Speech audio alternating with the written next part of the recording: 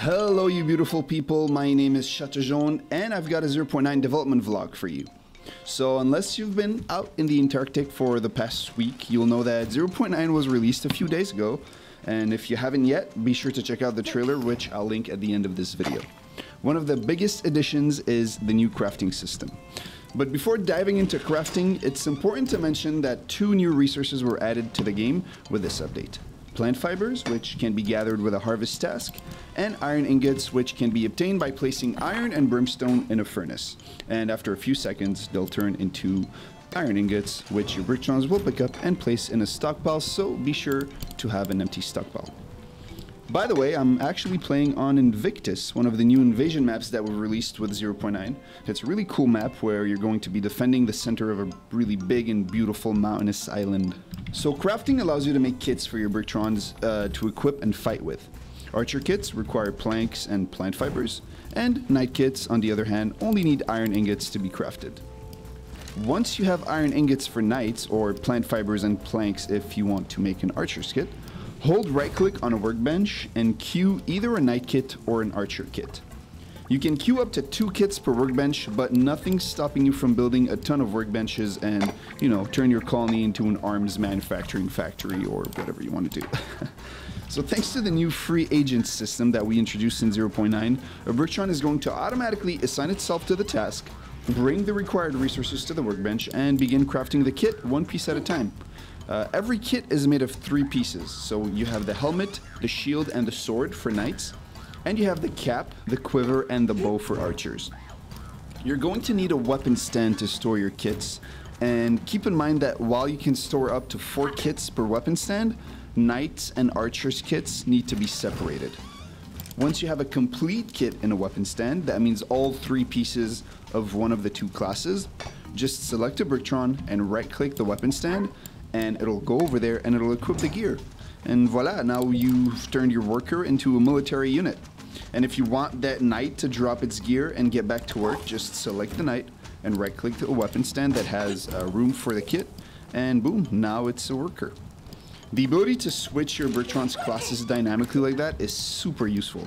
For example, no more having an army that's just standing around uselessly while you wait for the next invasion wave to begin. Now you can actually turn them back into workers, make them work, and right before the wave starts, you turn them back into soldiers and you're ready to defend your castle.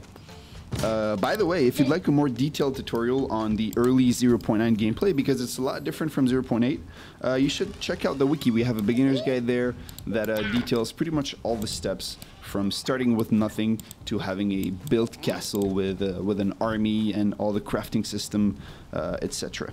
I'll put a link to the wiki in the description of the video.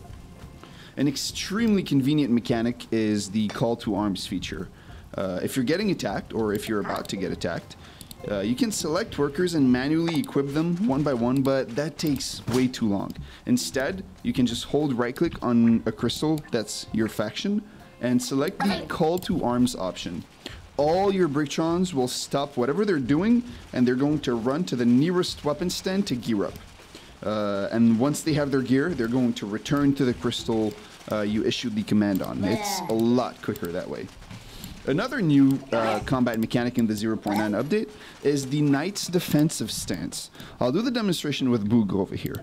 So, select a Knight, and in the pie menu, select the defensive stance option, or you can also press H, that's the hotkey for the defensive stance. The Knight is now in defensive stance, but it can still move, although a little slower. The benefit to this stance is that all projectile damage, so arrows or Corruptron's rocks, will have to go through the Knight's stamina before it takes away his health. And since stamina regenerates fairly quickly once out of combat, the defensive stance is a super great tool for approaching enemy walls that are lined with archers and sentinels in PvP. Okay, now I want to know, have you played the 0.9 update? What's your favorite feature or change that was introduced? And what would you like the new devlog to be about? Let us know in the comments below. Also, you should definitely come and visit the Castle Story Discord because there's lots of developers hanging out there, myself included. There's players looking for multiplayer buddies and just a lot of cool Castle Story players. And you being there would be pretty great. So you can join our Discord by visiting castlestory.net/discord. And of course, I'll put a link in the description too.